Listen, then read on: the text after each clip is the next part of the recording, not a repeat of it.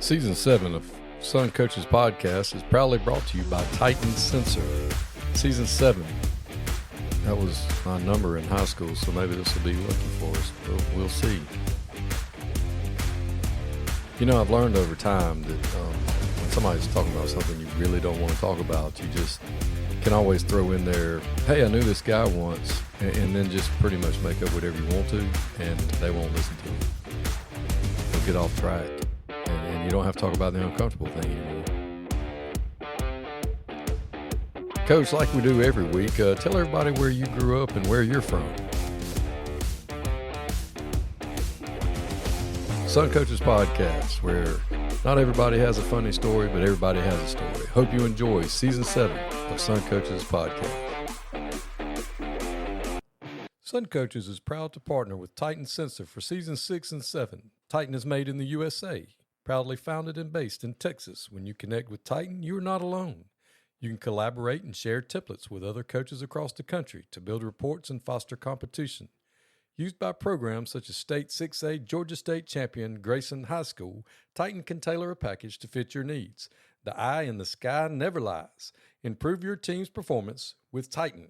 Welcome to Sun Coaches Podcast, Season 7, and today I'm excited to be joined by the head coach at Calvary in Savannah, Coach Jason Cameron. Thanks for being on with us. Coach, I appreciate it. Thank you for having me. Well, Coach, tell everybody where you grew up and went to high school. Oh, well, man, I'm way far from Georgia. You know, I grew up in Cliffside Park, New Jersey. Never thought I'd ever move to Georgia.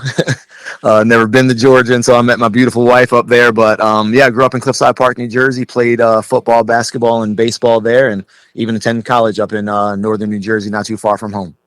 So that's what I normally ask people. What all did you play in high school? And most people, you know, within a certain age range, they played everything. Yeah, and to be honest with you, I was probably more of a basketball player than anything. Scored a bunch of points in high school, and that was my dream, was to go and play big-time college basketball. So, and that's what I did. I played college basketball at William Patterson, a small school up in North Jersey, and you know, I was lucky to kind of graduate from there, and unlucky a little bit because it was right in the middle of the recession, so there was really no jobs and stuff like that. So I latched on in my hometown and was able to coach basketball and football and do a little permanent subbing, and kind of started my coaching career really young, but right at 22 years old. What for those of us that have no idea where Cliffside, New Jersey is? What was it, near Trenton, or was it closer? No, sir. It's actually just I'm North Jersey. I could stare at New York City skyline from the back of my town. So I was right by like the George Washington Bridge. I could be no traffic which there's never no traffic, but I could be in, you know, Yankee Stadium in about 15 minutes. Holy smokes. For people like for me anyway, yeah. I hate Atlanta. I couldn't imagine living up there. It's funny. It's just different. You know, there's multiple ways to get places. You know, I feel like Atlanta, you're kind of stuck. You know what I'm saying? There's just kind of one way to get there. And you kind of bob and weave and maneuver some up there compared to that Atlanta traffic. Yeah, my wife's family's from upstate New York, and I remember one time we flew into Newark, and when we were flying to Buffalo from there, because her family lives in Rochester. Oh yeah, way up there. Yeah, so we went to, actually I think we flew into Rochester, but anyway, we were on the plane in Newark, and we hang a right or left or whatever it was, and everybody was like, well, did you get to see New York City? And I was like, yeah, from the window of an airplane, and it looked like somebody had put like Legos. Like, it didn't look real. I mean, I couldn't imagine growing up in that area. Yeah, it's cool, man. It's way different than what people think. You know, now no one's going to ask you how you're doing or you know, really kind of care what you're doing. But you know, if you're in New York, you ask people for directions, or you're on the subway and need to know a train, they help you out and stuff like that. So that kind of they're not always polite, but they're friendly from time to time. So did you go to a big high school, or was it for that area? Medium size. You know, I think, you know, probably maybe a 3A school here, 2A school, Georgia. Okay. That's interesting. But, you know, it's funny, you know, our I brought my father-in-law up there, and he was a lifer, Savannah, never wanted to leave, you know, had no desire to go to New Jersey, let alone New York. And you know, he just couldn't believe that, like, you know, our football field's in the middle of a town, you know, and there's houses like on the perimeter of the field, you know, it's just fenced in, and they just throw one down where they got some room. Yeah. So when you went to college and you were playing basketball, I guess you knew you were going to teach and coach, or that's what you wanted to do if basketball didn't work out? Yeah, that was it. And it's weird because I feel like every one of my coaches up there was a history teacher of some sort of geography or something. So I actually was a history major in college. Never stepped foot in a history classroom in my entire life, but that was my major. And yeah, I just knew I was going to teach and coach, and eventually would love to be an athletic director of some sort. Later on down the road. And you said you started off at your hometown, at your I did. school as a full-time sub and got Full on time there. sub. I did, and they kind of got me going. And then how I met my wife was actually she's from Savannah. She went to Jenkins High School where I further where I started my head coaching career, and she was up there. She dated a guy in college that played baseball that was from Cliffside Park and visited, and she said, you know what, she's a city girl now. She loved it up there. So that's actually kind of met her while I was teaching up there, and then we ended up moving to Savannah. So when you moved to Georgia, was Jenkins your first job in Jenkins, Georgia? yep. I moved down in November of 2011, so I kind of missed that football season. But I started teaching special education at Jenkins in November of 2011. And you came as the head football coach, or you came as an assistant? No. Listen. I was offense coordinator in New Jersey for 4 years before I left, and then went to Jenkins. I just coached quarterbacks and helped out a little bit on defense. And then that following year, and would be 2013, I became the OC then. Okay. And how long were you the OC there? I took over the head coach job in 2017. So I was the OC for 4 years, and then took over the head coaching job in 2017. 2017. So you were 6 years in. How was Savannah for you? I mean, obviously you liked it because you're back there. It was great. Yeah, it was great. We enjoyed it. Brooks, my wife's family was from here, so we had family here. And then, eventually, my mom and dad moved down. They had retired and was tired of the cold, and they moved down. Unfortunately, my dad was only down here for about 8-9 months. He played golf every day that he possibly could because you're on a time crunch up there, and he loved golf. But he passed away about 8 months into living here, unfortunately. But yeah, my mom's been down since I believe it was 2019, and she loves it too. We enjoy it. Okay, I've got a brother that lives in Savannah. He actually lives in Thunderbolt. Okay. So he loves it. I mean, it's nice now. It's good living. You're by the coast. Real proximity to the beach downtown. You got a little bit of everything. Yeah, I took a kid down there to go try out at Savannah State baseball kid, and he had never been anywhere. And I tried to explain to him that Savannah's really like three towns. You've got the beach, and then you've got downtown, which is the old historic stuff, and River Street and all that stuff. And then you've got the rest of Savannah. That's right. So, that's right. And he didn't have, he didn't know. And so I let him do all three things. We did a little bit of everything. We went out to the beach and ate, and then we did River Street that evening, and then we kind of hung out in Savannah proper around the college. So, so that was pretty cool. So what was your first head coaching experience like? I mean, you took over for somebody and you'd been there, so you knew the kids. So what was transitioning into sitting in the big chair like for you? It was good. It was, listen, it's, you think you have it all figured, as the assistant, you're not in the big chair, but you got it all figured out. I remember going in the spring, I was hired really, really late. Tim Adams stepped away from it after spring break. So, we have spring practice on the table and this and that, and bam, I take over. I remember sitting there the night before spring practice, realizing I never ordered mouthpieces or anything. So I had no clue, So it's kind of just little things like that. I remember thinking you had it all figured out, and you're like, oh crap, yeah, we need those, Yeah. But it was a good experience. When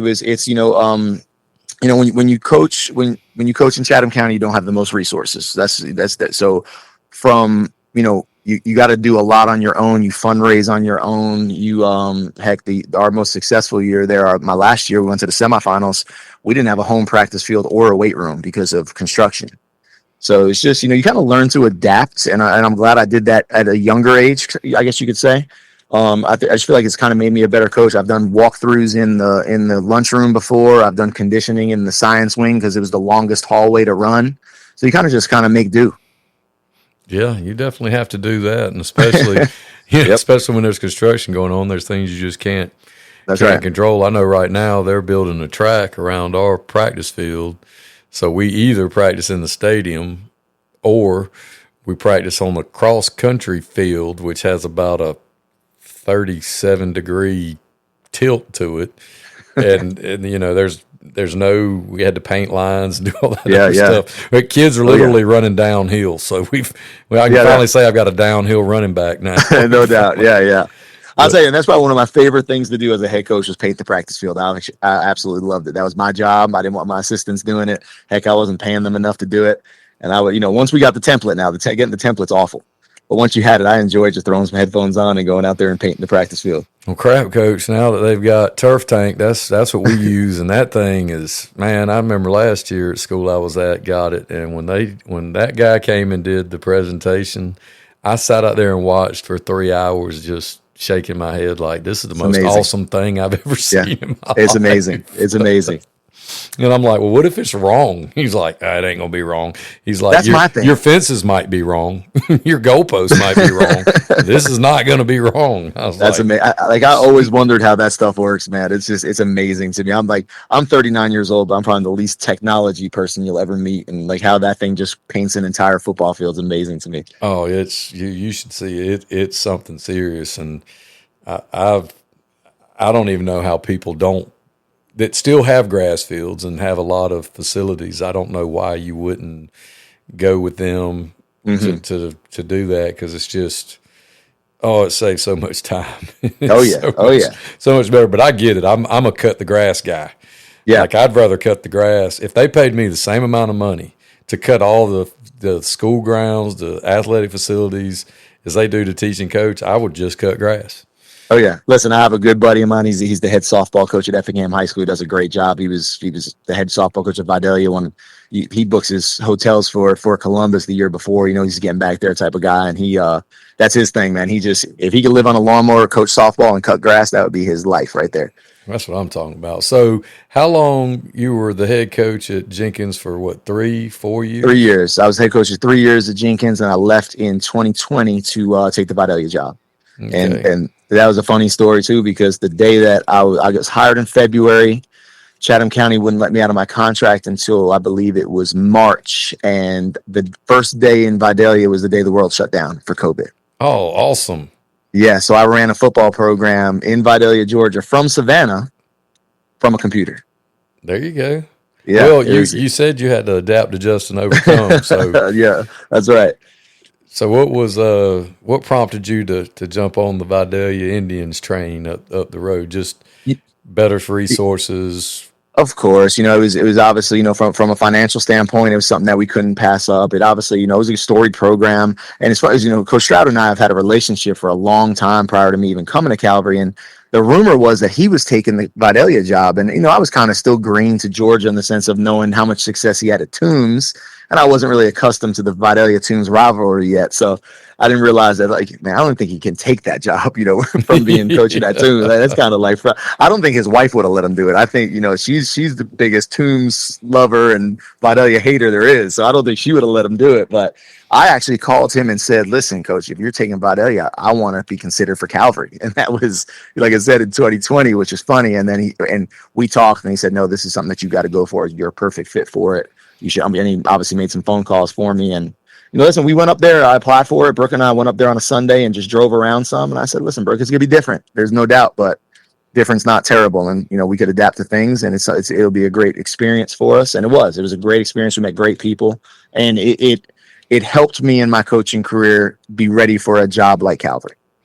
So you got to coach at Buck Cravey Field. I did. And we played them a couple of weeks ago, and that was the first time I'd been over there, and outstanding facilities and good people. And yeah, definitely. Now it's funny. It was grass when I was still there. I helped design the field prior to leaving. And listen, it came out great. It's a beautiful complex. They keep that thing spotless. They take so much pride in their facilities and stuff. I don't know if you went upstairs in the field house and saw the viewing rooms and all that stuff. It's an awesome. When my first year there, we won the region championship and we kind of had it rolling some. It's a cool city when football's rolling. Yeah, it's also one of those places that, when Vidalia was very successful, Toombs was not so much. Mm-hmm. And that's kind of flipped. Like Toombs is got the dudes, and Vidalia's kind of, and that's weird. And it's like that in a lot of places that have a city school and have a city school system and a county school system. It's That's right. very, very few places where both are going to be successful, especially when they're near about in size. Mm-hmm. Oh yeah, and like right down the road from each other, and it's just like I said, Toombs has got it rolling right now. They got some dudes everywhere. Coach Martin's doing an awesome job over there. Yeah, we went to OTA with them this summer. Their thing over there, and I just remember it being really, really hot. Oh yeah, and Vidalia and Toombs, the hottest places in the world, I think. It's hot in Savannah, don't get me wrong, and it's hot in Dodge County, but like golly, man, it just felt like Vidalia was on another level. It's hot, and it's not like winds move. Yeah, the air don't move. There ain't no sea breeze coming in. No, ain't no mountains to block bit. him. No, sir. Ain't nothing down there but gnats and hot. Mm-hmm. Oh yeah, and football players. Mm-hmm. And people that are fired up about football and that kind of support, that right. makes a difference. Mm-hmm. So how long were you at Vidalia before you 3 years in Vidalia. Okay. Yeah, 3 years in Vidalia. Left there, was going to go to, I was kind of deciding whether to possibly go to Lowndes High School, possibly go to Westlake High School in Atlanta. And I can't do it. We're talking about traffic, and I know I'm from New Jersey, but I just couldn't do the traffic up there. And I don't know, Coach Stroud called, and unfortunately my wife's dad was sick at the time, and it just felt right. I went up there, and I've known Coach Stroud forever, so I just thought to myself, learning from him, and kind of understanding that it was, kind of the transition was going to be made when he chose to leave. And I told him, I said, Coach, I don't care if you're here 2 years, 5 years, 10 years, I'm gonna ride with you. Him and I have a phenomenal relationship, so it just felt right, to be honest with you. It just felt like it was a really, really good fit. I met with the headmaster, and his vision is awesome. He wants to be good at everything, which I love. I'm kind of not the football coach that just cares about football. Like I want, I'll go to the school play and hope it's awesome type guy. So that's his vision. So it just seemed like a right fit. I'm, obviously the head coach there, and my wife's a teacher there, and my son goes there. So it's kind of a family affair, and it's been a great, great move for us. Yeah, getting to coach with and learn from one of the true legends of Georgia high school football, and not just as a football coach, but one of the most well thought of men, leading young people is just, it has to be pretty awesome to have that guy to bang ideas Coach, off of. It was priceless, Coach. It was I learned more in 2 years than I learned in my previous. I think I'm on year 16, so we do the math, whatever the math is. I learned more in 2 years, just more about football's football and kids are kids, but the way that he just handles certain situations, the way he handles himself on sideline. I changed on the sideline. I'm definitely more, I guess, energetic, passionate than him on the sidelines at times. But man, the guy could stay so calm in the most chaotic moments, and you always could tell that it kind of bled over to the kids. Our kids never got too crazy, and I think it was all because of him. Yeah, it definitely makes a difference when they're looking to you, is and that's why I tell my position group, I'm like, if I'm not worried, then you don't need to be worried. That's right. And then when bombs are going off, whatever, and they're looking at me, and I'm like, do I look concerned? No. Okay. Well, then let's not worry about it and keep moving forward. Of course, it's easy to say when you're a position coach and you're not. Oh, of course, you're not in charge of the whole shooting match. But listen, I told the coach that this year at one point, some stuff, the head coach and stuff was going on. I said, man, I enjoyed this the last 2 years, just scoring some points, getting in my truck and going home. I didn't have to deal with any of this crap. Yeah, phone calls and don't stop. And Dylan, yes, Coach Davis at Spalding, I coached with him at Burke County, and he's a good friend of mine, and he was funny when we did the podcast and recorded. He was like, "Yeah, when you're the head coach, your phone you're never off because somebody's going to call about something, whether it's a teacher or another coach or somebody on your staff or one of your kids or a parent or it doesn't matter what time or the day of the week, or a guy wanting to do a podcast or I'll tell you, that's when that coach's wife comes in, man. You got to have a special one in our profession. I'd say I'm young, but any younger coach than me, I said, man, listen, if you want to stay in this thing for a long time, you got to have the right lady by your side, man, because they're special, man. They deal with a lot of different emotions from us, man. I'll tell you that I wasn't the happiest guy this weekend, and she gets the brunt of it. So they're a special group. So you go into Calvary, and it's your third head coaching job. And obviously it's a little bit different situation they're all different. All different. But you're in a different situation than you started out in. What are some things that that you may have changed going into this one as far as, your idea for the program and putting your stamp on it and that kind of thing than what you initially started with? I think when I started at Jenkins, I was young. I didn't have really a care in the world. I learned on the fly a little bit and kind of ad-libbed some, and we had success and this and that.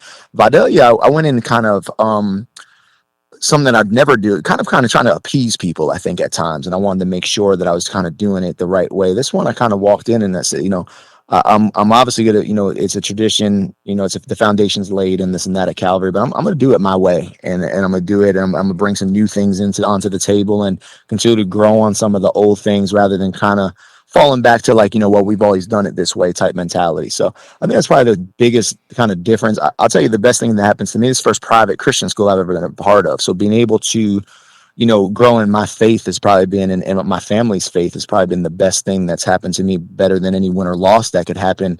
Being able to, proclaim Jesus and be able to, pray with your team and praise God on in chapel and things like that has been just a great experience for me, and something that I've never experienced before, just being always, a public school guy.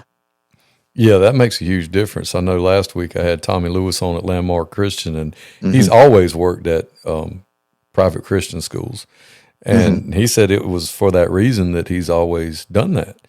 Yeah, and my 9-year-old is now, I hope he graduates from Calvary, because he's going to have parts of him that I never had, because I've been a public school kid. And even listen, up north, it's just different. It's you don't pray in public school because there's people of so many different backgrounds and things like that. It's almost frowned upon, which now that I'm in a Christian school, it's crazy to me that that's frowned upon. So it's been great for me and my family, and it's something that I've really enjoyed.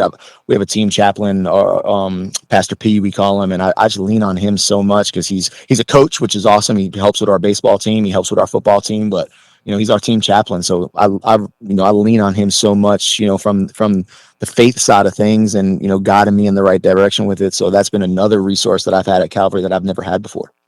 Well, what are some things, regardless of which head coaching job you took, what were all right, step 1, do this. Day 4, make sure I have this done. Like when you got ready to establish your program at all 3 places, was it the weight room first? Was it staff first? I mean, what was your attack? How did you attack those aspects of building your programs?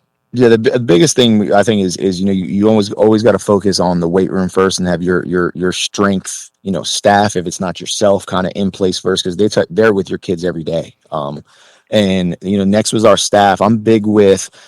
At Jenkins, I think I made 3 hires the entire time I was there. I retained a lot of guys because I worked with them, and they were 3 home run hires. They were former head coaches, so I'm never kind of afraid to hire guys that are probably better coaches than I am. I don't have any pride when it comes to that. And going to Vidalia, I wanted to get some more, pick some people's brains, some more it sounds crazy, kind of more community involvement, and get that buzz going back in Vidalia, which I tried to do, and get the teachers involved.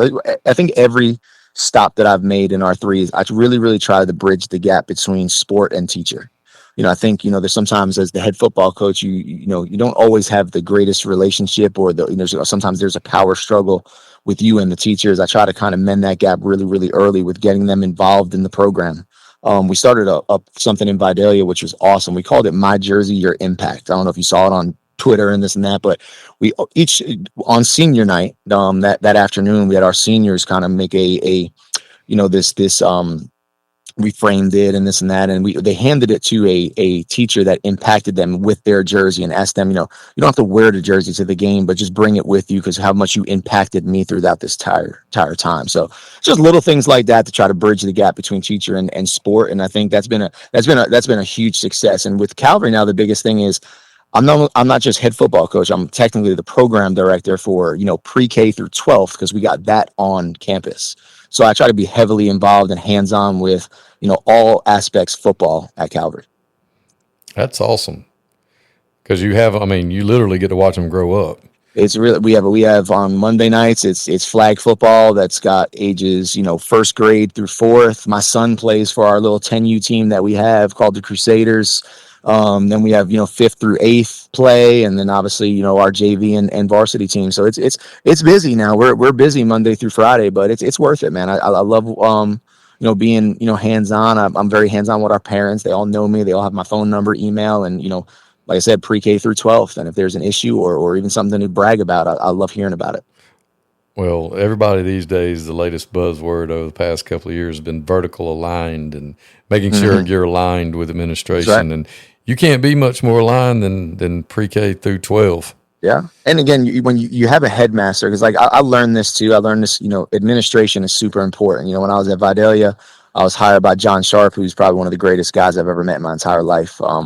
And he leaves and new administration comes. Administration is so important. I told the guy that's on my staff that's like dying to become a head coach, I said, in my opinion, administration is more important than players at times, especially for job security and for you personally.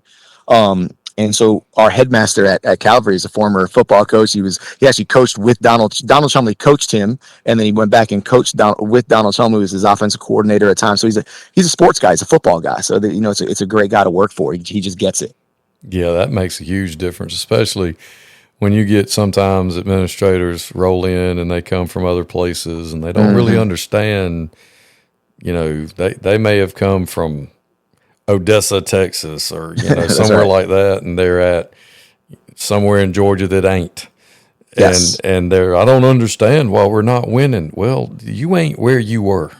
That's right. And sometimes, listen, and you know this, but like 5-5 for a team is like a state championship. Oh, there ain't no doubt. Phenomenal football. My second year of Vidalia, we went 3-8. And it arguably is probably, in my opinion, one of the best coaching jobs myself and the staff has done. We had graduated like 22 seniors from Vidalia, which that is just a huge senior class. And we played with a bunch of sophomores and juniors. And minus getting our butt kicks pretty good by Swainsboro that year, we lost by like an average of like 6 points. So like we were in every football game. We took Westside Augusta in the first round of the playoffs down to the wire. We lost on a 48-yard field goal to lose the game as time expired, with a bunch of babies. And it was just something like you looked up and our record was awful, but golly, we did such a good job of preparing them every day. Well, and some of these administrators don't understand that sometimes you're in a position, well, you graduate a lot, or you could be in a place that doesn't have tradition, that doesn't, have quote unquote football athletes or kids that love to play football, and you get them out there and you're ministering to them in a different kind of way. You're keeping them in class. You're keeping them out of trouble. You're keeping them off the streets, and that could be saving kids' lives. That's if why you win games, great. Yep. That's not always the most important thing, because they only give out 6 trophies, and most of the time going into the season, we can sit back and we can get within 5 or 6 of who's got a shot every year. That's right. And some of these people come in and they don't understand that, it's just not feasible. Like you said, going 5-5 might be the best you're going to do. Oh yeah, definitely. And well, you just hit the nail on the head. I think what the casual fan don't see, and what certain, like you said, administrators, and it's so much bigger than wins and losses for me and most coaches. Is we have the chance to save some of these kids' lives. It doesn't matter where you coach. I'm at Calvary, and we have some kids that struggle. We have kids that don't have the best home life, or someone's sacrificing tremendously to get them a private school education, but they're struggling. That's where we come in. It's so much bigger than touchdowns and wins, when you could shape young people and hopefully, you go back to Jenkins or Vidalia even, you save some of these kids, because if they weren't playing football, God only knows what they'd be doing. Oh, there ain't no doubt. I mean, the average everyday person, they don't care, because most people don't keep up with high school football like we think they do. But then the people in the community that do, they don't always understand, what those kids go through from the time they get up in the morning and coach had to go get them, and coach had to run and go grab them some breakfast because there wasn't no food in the house, or, that's right. Kids having a hard time in school, or somebody's messing with them, or they're, they don't have a phone because they don't have the means to have a phone, but all their friends have a phone. So they get picked on because they don't have a phone. They just don't understand the nuances and everything that we have to deal with, and our livelihoods depend on 15, 16, 17-year-olds. And they might, they might have a girlfriend first block, break up second block, be back together third block, and break up again before practice, and you're like, what is wrong with him today? And like, you know, it's just all kind of things and today with social media and everything else that they have to deal with that we didn't. They do have a lot that they deal with that the average person probably just doesn't think about. Yeah, it's constantly thrown in their face. So, I mean, I have a former player of mine that's in college now, and he heard read some things, negative about him on social media. And I said, buddy, man, like Nick Saban described it perfect, man. It's rat poison. You know what I'm saying? And I'm 39, but I'm thankful it really wasn't a big deal when I was in high school or in college, social media. So I can only imagine what would have been written about me, and having to read stuff from guys that, they're in mama's basement, but they're going to tweet about something, you know what I'm saying? So it's just awful. Some of the things these kids got, it never leaves them because, you lose the game on Friday night, or you don't play well, or you give up a big play, and heck, you're reading about it all day Saturday and Sunday. Well, I tell the kids all the time, it's crab basket mentality, and a lot of the kids I've coached, they don't know what a crab basket is. So we Google it, and I show them, and I'm like, as you can see, there is no lid on a crab basket. And they're like, well, that's stupid. And I said, no, because if one crab tries to get out of the basket, the other ones will pull him back down and won't let him get out. And that's how our society is. It's a whole lot easier to tear people down than it is to build them up, because then you start, magnifying your inadequacies and things that you didn't accomplish. And man, our society loves doing that. That's right. It's awful. And that's not what kids need. I mean, it's hard enough. It's like, and I don't really care. I'm old. I've been doing it a long time. I'm over it. But people sitting in the stands raising Cain and, saying whatever they say, or getting on the internet and saying whatever they say. And I'm like, so y'all really think that we spend all this time trying to come up with the worst plays we could run? Yeah, that's right. That's right. Yeah, Coach Chumley tells a great story about that. He had a daddy one time and just all over him and this and that. So he brought him in. He said, all right, listen, I want you to draw up a formation. And first, I want you to tell me how many guys need to be start on the line of scrimmage. He said, well, Coach Chumley, I don't really know that question. He said, well, then we can't have this conversation. You can go now. Or, I watched so-and-so do this. Well, yeah, it's like going to a coaching clinic and listening to college coaches tell us, well, we have a whatever 6'5", 260-pound guy plays here, and this guy looks like this, and he plays here. And it's like, hey, buddy, could you show me what you do with a 5'9", 160-pound kid that tries really hard? Yeah, because that's what I got. 5'8", 40. Yeah. Because that's what I'm dealing with. What kind of drills you got for those guys? Yeah, that's exactly right. Or, I remember one time there was a young coach. He asked a question. He was like, well, Coach, what if that kid can't play the dive and the quarterback? And he just kind of looked up like, I get another one. Yeah. well, yeah, we don't have that. We don't have that. Yeah, we can't do that, guys.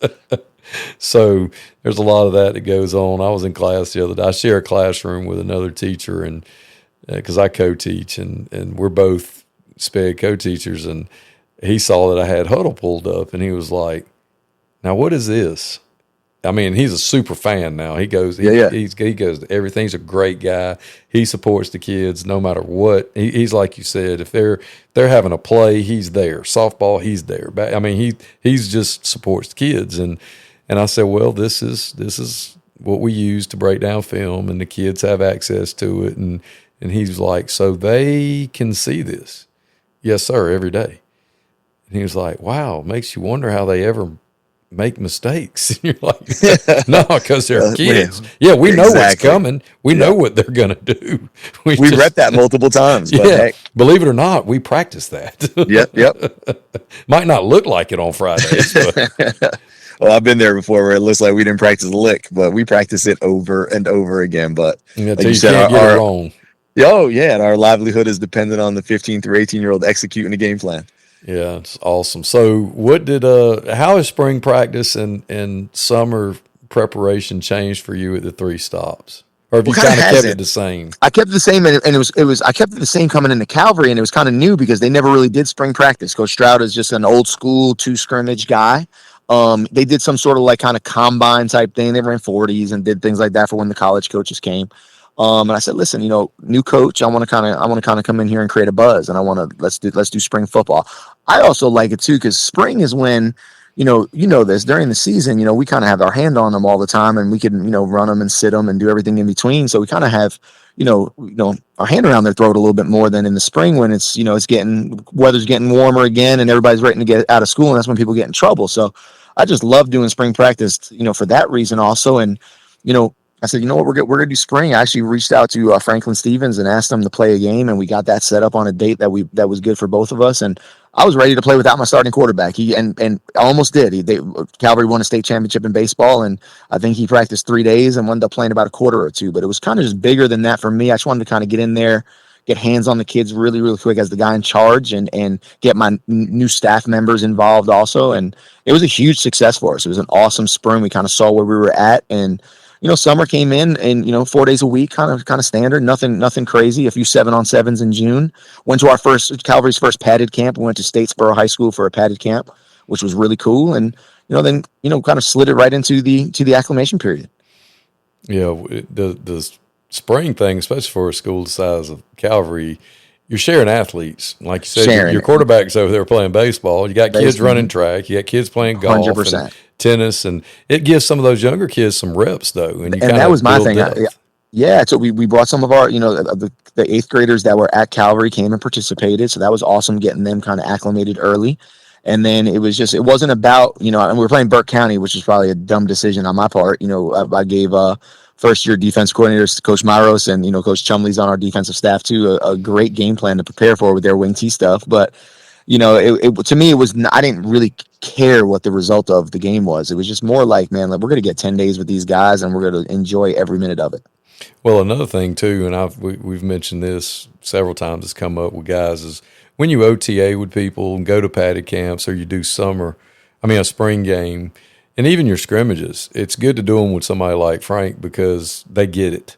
Yes. He probably could care less if they win the spring game.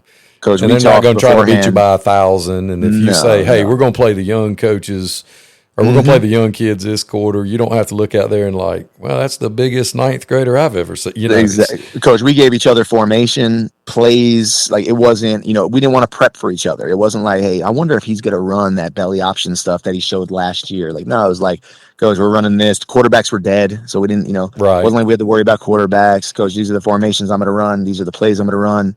Even front on defense, too high. We gave each other everything just so we could focus on ourselves for 9 days in a game. Absolutely. So you're definitely right. I've always been skeptical about padded camps also, and when I was at Vidalia, Coach Parker called me, the previous coach at Burke, and he asked me to come to the padded camp, and I was like, I didn't feel good about it. I was always scared of getting somebody hurt, and he said, Coach, I can't promise no one's going to get hurt, but I could promise you that it's going to be run right. And it was an awesome experience, and I'll do them. I actually contacted Coach Martin about coming next year, possibly to Toombs, to do it because I heard he runs a great one. So. Oh yeah, it was fantastic. We went this year, and Metter was there, and East Lawrence, and us, and Hepzibah from Augusta came down. Oh yeah, and there was, and it is run. Hawkinsville was there, and it is done properly. We went to one at Putnam County this year too, and we actually spent the night in the gym and stayed up there. Awesome. And yeah, it was awesome until the lights didn't go off, and it was about 40 degrees in the gym. But the kids liked it, and it was good. We got to see Sequoia was there, and Putnam was there, and good schools. Baldwin was there, and there were schools there that our kids had no idea. They're like, Sequoia, where is that? And we're like, it's up north of Atlanta, and they're like, that's like another state, to our kids. They've never been anywhere. So it was pretty cool. They got it. Well, that was, when I was at Vidalia, I scrimmaged Calvary. Same thing. I knew Coach Stroud would never embarrass me. And he was, those 2 years we scrimmaged Calvary, they were loaded. I'm talking about dudes everywhere. Jake Merklin was the quarterback, Mike Smith, the tight end, he's at Tennessee, Mike's at South Carolina. They had guys everywhere. Their D line was massive, but and my coaches were kind of looking at me like I was crazy. And I'm like, guys, these Vidalia kids have time. They don't leave Vidalia, Toombs County, Swainsboro, Dublin. I said, let's get them down to Savannah, let them play, this caliber full. And like I said, I know Coach Stroud would never embarrass me. I said it's going to be a great experience for our kids. And it was great. We wouldn't play another team that was like Calvary all season. Well, we went to Georgia Tech for the 7-on-7 this year, and I would say the vast majority of our kids have never been to Atlanta. Mm-hmm. So we're driving through downtown Atlanta, Jack, And they're like, where is Georgia Tech? It's in downtown Atlanta. Yeah, we're here. Yeah, this is it, guys. And they, and they had the indoor, and all that stuff. And there was from Kell to Hoco to Rome to, us. People were walking up going, where's Dodge County? And we're like, well, do you know where Dublin is? And they're like, oh, yeah, we passed that on I-16 going to the beach. Okay, well, we're near there. Because they didn't know, and they didn't know who we were, and our kids were just, and they didn't get big time. Once they got out there and started competing, they were okay. Mm-hmm. And football's football, man. Yeah, and it was fun, and it was fun for them to see, like, because another thing about the kids now with social media is they're like, oh, there's Jason Cameron. He's that 5-star receiver. Yep. Man, he ain't that good. Or, oh, yeah, he's a dude. It was, you got the gambit of them comparing themselves to other kids they'd seen and read about on Rivals and things like that. So just a good experience. And I believe personally that one of our biggest things as high school coaches that we should be doing is providing a good experience. Can't guarantee we're going to win.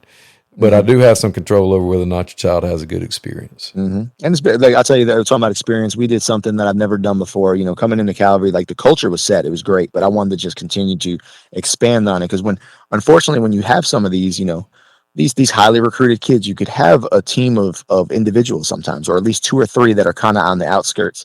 We took our kids to Marshview Bible School, I believe it was called, Bible Camp, I'm sorry, down in Midway, Georgia. And we spent the night all together, Coach. It was probably, and we just called it our kind of culture building retreat. We didn't have an itinerary, Coach. They had a pond. They had a back area where the kids were fishing. You had kids from all ways of life on kayaks together, wrestling in the water, just enjoying each other's time.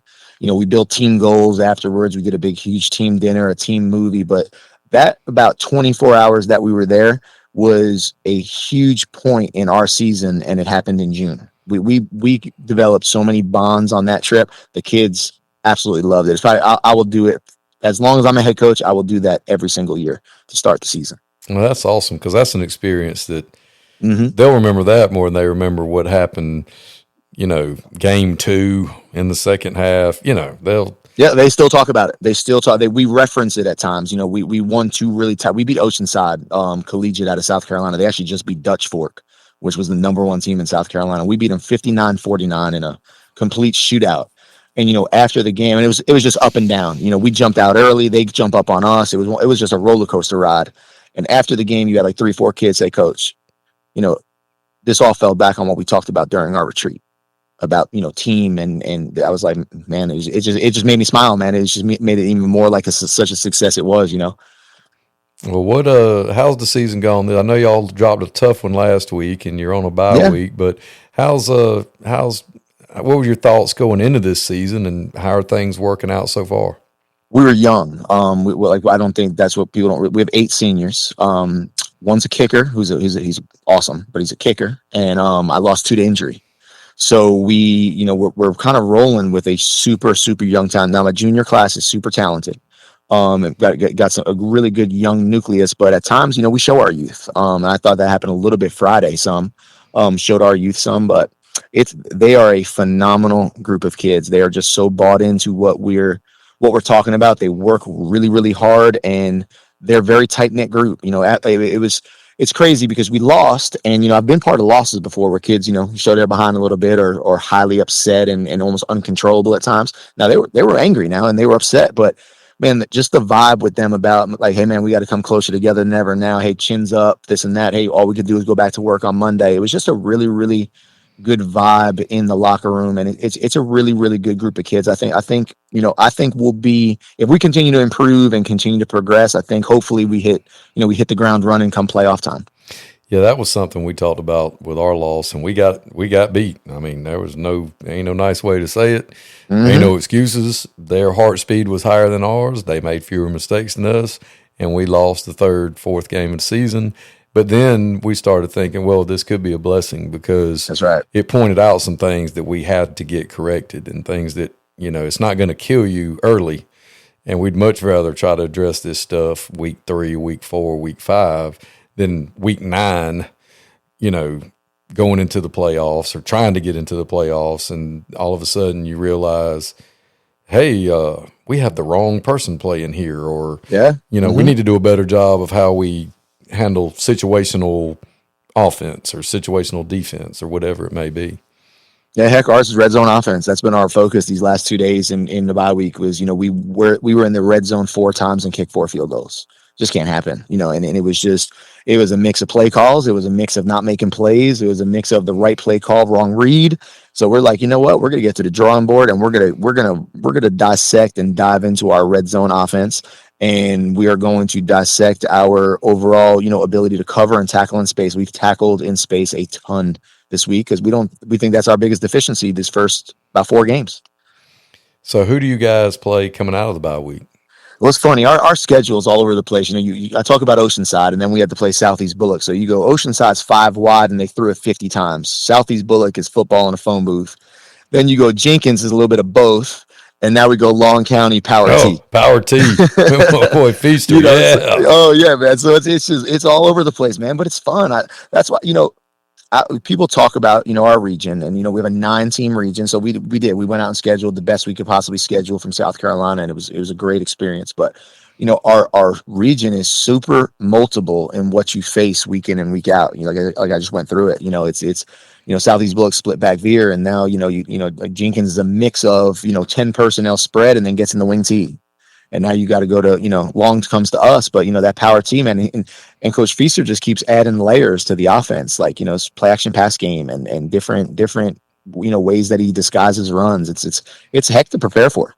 Yeah, that's like this week. We get to see a 4-2-5, and I'm so glad I get to see an even front because I'm so sick of seeing a 3-4 that I'm to the point with my offensive lineman that I'm like, really? Figure it out. I mean, it's the same thing it's been every week, son. We're going to ace to the -1.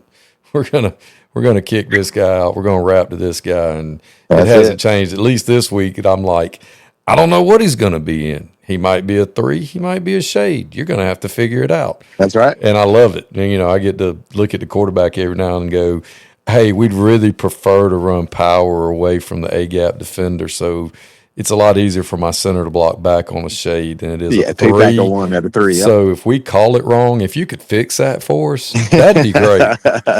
And the OC and the quarterback's coach are looking at me like, why is he talking to the quarterback? And I'm like, oh, yeah, and also your protection is going to change. They have 6, we have 5. So we can block. I mean, if we read one out, but if it's pass pro, hey, buddy, you might want to make sure you get this right. Yeah, I'm about to say, we can't account for that guy. He's on you, bud. Yeah. And my OC's like, we argue all the time about the count. And he's like, you've got 7. And I'm like, 7? He's like, yeah, the quarterback, the running back. And I'm like, they're not in the count. They don't block. I'm like, I tell you what, we can read this guy out. That gets us down to 5. I can block those 5. You just tell me which 5 you want us to block. We'll handle those 5. I'm like your OC. I still think if there's a 6-man front, I'm still 7 on 5 because I'm going to read one, and they got to account for the quarterback and the running back, and I'm with your OC. Okay, well that must be a higher level thinking thing because I am not a high level thinker, and he's extremely good at getting matchups and seeing those kind of things. Where I'm still old school, where I'm like, look, man, this is what this defense is. This is what it doesn't like. Let's do what it doesn't like. That's valuable too now. That's valuable. I don't know if you've ever crossed paths with have you ever crossed paths with Jeb Stewart? Oh, yeah. So I brought, Jeb coached with me at Jenkins. That was one of my home run hires when I was at Jenkins, and he stepped away from coaching. He's killing it in real estate in Savannah. So when I got the job, I called him. I said, man, let's get you back into some coaching, some good football again. And he's like, man, you know what? I'm going to do it. And he's been awesome. He coaches tight ends for me. He's up top on Friday nights, and he's been an awesome part of our staff, man. He's 32 years in the game, and he thinks like you now though, but he's evolved, man. He's just a great offensive mind, just football mind, man. He's definitely, he's made our staff really, really good. The only thing I think I've contributed all year is we played a team that was running the veer And I was the scout team quarterback because we didn't have anybody that understood how to read the midline. That's what I do. Or do that. And I was like, I tell you what, I'm 52 years old, but I can still read the midline. Now, No I'm not doubt. going to keep it. I'm not going to keep it and do anything, but I know when to hand it off and when to pull it. Coach, that's the only thing I brought to the table Southeast Bullock Week. That was it. I didn't know what the defensive scheme was. I'm a hands off. I got Donald Shumley over there, Coach Myros over there. I trust them, but I was the scout team quarterback. That's all I did. That's awesome. Well, Coach, I sure do appreciate you coming on and sharing your story with us. And as a lot of these guys that I've had here recently, I've told them all the same thing, and I honestly mean it. It's fantastic to know that we've got good men pouring in time to these young people and that care more about just the football, and they care about them mentally, physically, and spiritually as well. And it just makes me feel a whole lot better about the future of our profession here in the state of Georgia. Coach, man, I appreciate you, man. Thank you. Coaches Podcast is proudly brought to you by Titan Sensor. Season 7.